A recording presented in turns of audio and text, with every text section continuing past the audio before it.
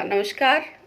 आज फिर मैं साहित्य सरोवर के पटल पे आप सभी का हार्दिक अभिनंदन करती हूँ, आपका स्वागत करती हूँ। आज फिर हम एक नए टॉपिक पे बात कर रहे हैं। जैसा कि हम पहले बहुत सारे टॉपिक इस पे बात कर चुके हैं, लेकिन आज फिर एक नया टॉपिक लेकर हम आए हैं कि दहेज कुप्रथा या प्रथा। कुप्रथा मैं इसलिए पहले जोड़ देती हूँ क्योंकि मेरी नज़र में वो कुप्रथा है। नमस्कार Rahul ji, thank you so much. आज आपका साहित्य सरोवर के पटल पे आपका स्वागत है।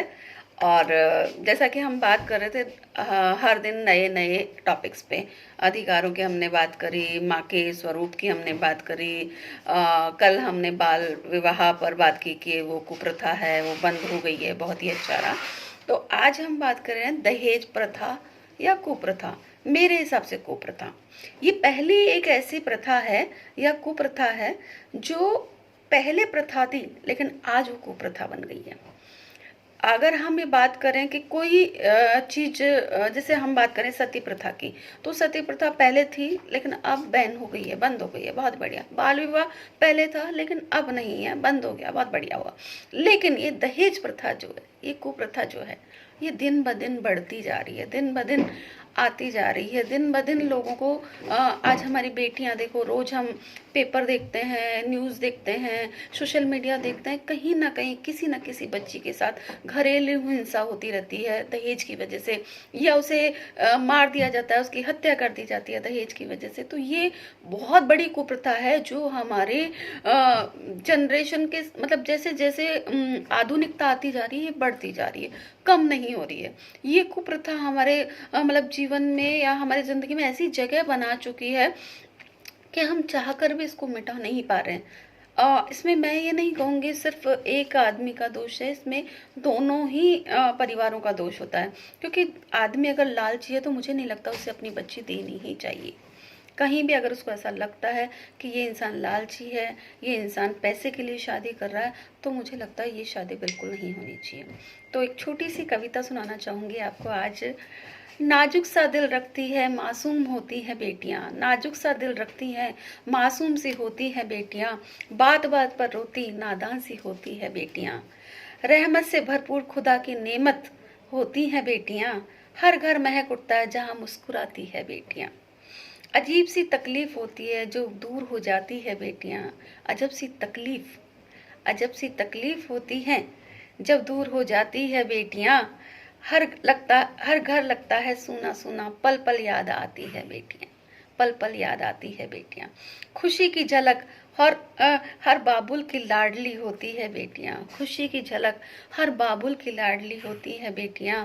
ये हम नहीं कहते, ये तो रब कहता है कि जब मैं खुश रहता हूँ तो जन्म लेती है बेटियां। ये हम नहीं कहते, ये तो रब कहता है, भगवान कहता है कि जब मैं खुश होता हूँ तो देता हूँ बेटियां, तो जन्म लेती हैं बेटियां। कितनी बढ़िया लाइन है कि जब भगवान खुश होता है, जब भगवान की हमारे ऊपर कृपा होती है, तभी हमारे घर में बेटी पैदा होती है। लेकिन बेटी पैदा होती है, प्लीज़ मैं ऐसा नहीं कहूँगी, आज बच्चियों को बहुत ज़्यादा महत्व दिया जा रहा है, बच्चियों की शिक्षा के लिए भी उन्हें आगे भेजा जा रहा है, बच्चों की शिक्षा पे भी बहुत ज़्यादा ध्यान दिया जा रहा है, उन्हें सुविधाएं भी दी जा रही हैं। और आज बच्चियां अपने देश की उन्नति में भागीदारी भी दे रही हैं, बहुत ही बढ़िया काम कर रही हैं। तो आप आज की जनरेशन में, आज आधुनिक युग में ये सब चीज़ें बढ़ती जा रही है, लेकिन दहेज ऐसी कुप्रथा है जो घटती नहीं जा रही, बढ़ती जा रही है। रोज कहीं ना कहीं हम देखते हैं कि बच्ची बोल भी नहीं पाती है, कह भी नहीं पाती है, और जब वो ख़त्म हो जाती है, कई बार ऐसा होता है कि हम कहते हैं कि परिवार वाले दखल अंदाजी करते हैं, लेकिन कभी कभी परिवार वाले नहीं सुनते हैं तो भी बच्चियों के साथ बहुत गलत हो जाता है। इसलिए बच्चियों की आपके ससुराल में, दूसरे परिवार में, नए परिवार में गई हैं तो आप उनके बारे में ज़रूर सुने, उनसे ज़रूर पूछते रहें कि बेटा तेरा ठीक है, मैं मानती हूँ शादी के बाद हमें कहीं ना कहीं कुछ समझौते करने होते हैं, लेकिन इतना भी ना करें कि उसे अपनी जान गंवानी पड़े।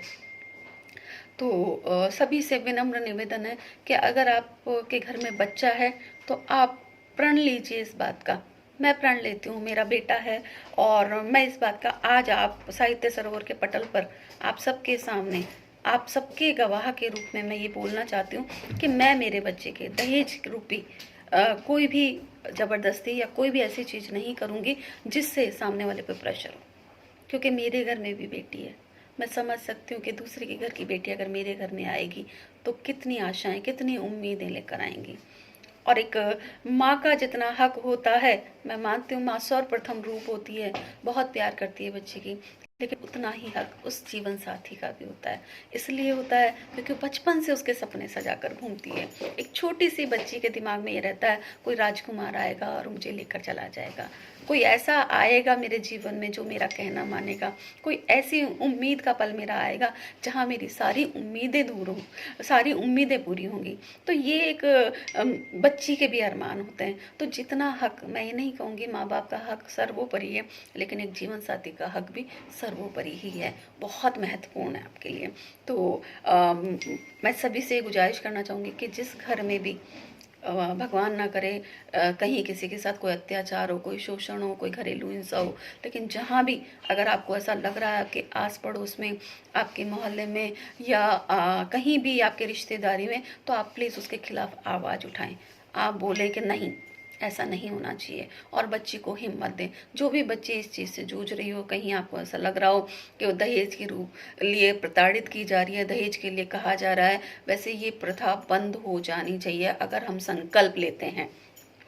अगर हम ये संकल्प ले लें कि हमें दहेज के नाम पर कुछ भी नहीं लेना है, और अगर लड़की वाले भी ये प्रण ले लें कि हमें डिमांड पर कुछ नहीं देना है, तो सच में ये प्रथा, ये कुप्रथा बिल्कुल हमारी जड़ से ख़त्म हो जाएगी।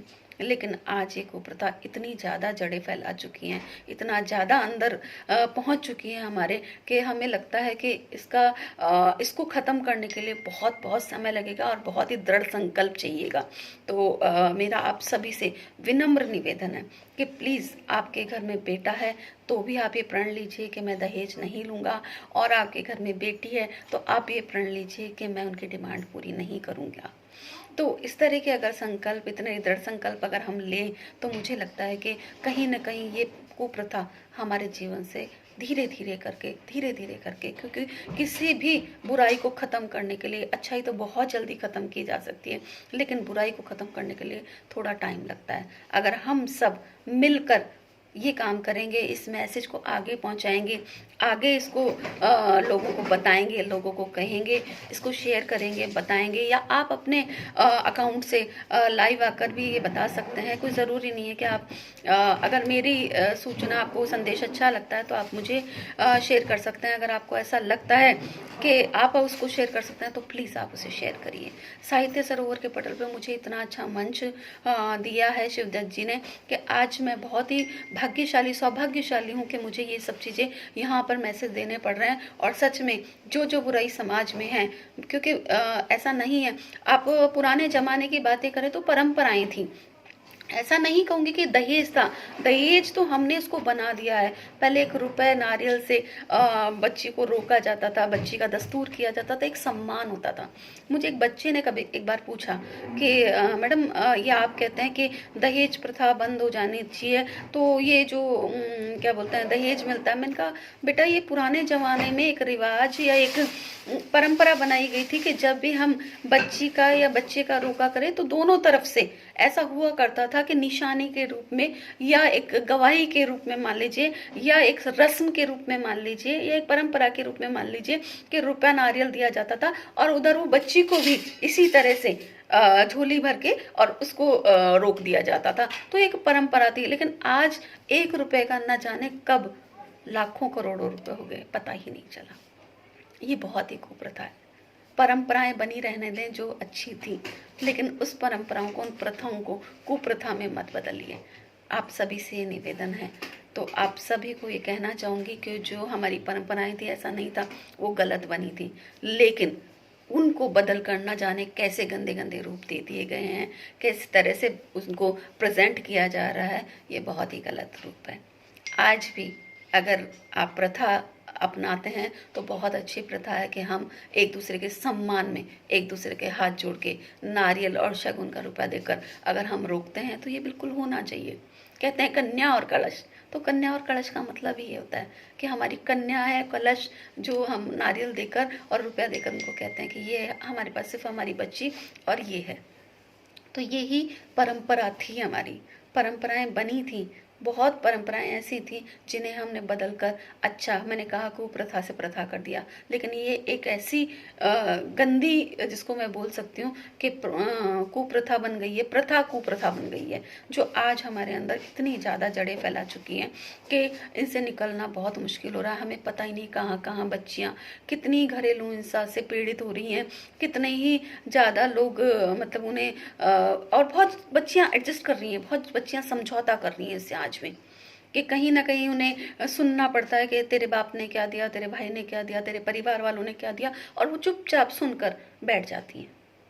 इसे तो वो समझौता मान लेती हैं, लेकिन कई बार उसके साथ शोषण होता है, कई बार उसे मारा जाता है, कई बार उसे पीटा जाता है, उसकी शरीर पे निशान देखे जाते हैं, और जब वो तब्दील हो जाती है हत्या में, तब वो पेपर में आ जाती है, तब हम कुछ नहीं कर पाते, तब हम परवश हो जाते हैं। इसलिए आप सब, आपके आसपास कहीं भी आपको ऐसा लगता है तो आप उन्हें जागरूक जरूर करें, आप उन्हें जरूर बताएं। देखिए, एक और कविता मैं बोलना चाहूँगी। मैं आज आप सबको सनम्र करती हूँ, मैं आज आप सबको सनम्र करती हूँ आह्वान, अब तो जागो, अब तो जागो, बचाओ नन्ही बेटियों की जान। मैं आज आप सबको सनम्र करती हूँ आह्वान, अब तो जागो, अब तो जागो, बचाओ नन्ही बेटियों की जान। बेटी से ही रीत है, बेटी से ही प्रीत है, बेटी से ही रीत है, बेटी से ही प्रीत है, बेटी से बनता समाज का मान है, अब तो हमको देना ही होगा उन्हें यथा योग्य सम्मान है। बेटी से बनता समाज का सम्मान है, मान है, अब तो हमको देना ही होगा उन्हें यथा योग्य सम्मान है। उनकी शिक्षा और सुरक्षा के प्रति हम जागरूक करें, उन्हें समझाएं, हम संदेश दें इस बात का, क्योंकि क्या होता है कई बार हम किसी के घर में इंटरफेयर नहीं कर पाते हैं, लेकिन मुझे लगता है इस जगह का अगर आपको लगता है तो आप कर सकते हैं, बता सकते हैं, लेकिन फिर भी आप समाज को जागरूक कर सकते हैं। आप सोशल मीडिया एक इतना अच्छा माध्यम हमें दिया गया है जहाँ से हम एक अच्छा संदेश दे सकते हैं, तो आप इस संदेश को ज़्यादा से ज़्यादा पहुँचाएं लोगों तक, ज़्यादा से ज़्यादा बताएं लोगों को। बेटी एक वरदान है, बेटी ही देश की शान है, घर में खुशियाँ वो बरसाएंगी, हर दुख को दूर भगाएंगी। ना समझो इसे तुम कमज़ोर, झांसी की रानी है, बेटी है तो ये दुनिया है, त्याग की सूरत है बेटी, ममता की मूरत है बेटी। तो इन सब चीज़ों को बहुत बहुत धन्यवाद। 5 मिनट का समय मिलता है, लेकिन मैं बहुत आप लोगों का टाइम ले लेती हूँ, क्योंकि ये टॉपिक ही ऐसा है कि इस पर जितना बोला जाए उतना कम है। लेकिन छोटे से शॉर्ट एंड स्वीट यही मैसेज है कि कृपया हाथ जोड़कर निवेदन है दोनों ही परिवारों से कि एक परिवार डिमांड ना करे और एक परिवार डिमांड को पूरा ना करे। बहुत बहुत धन्यवाद। मैं स्नेहलता भारद्वाज।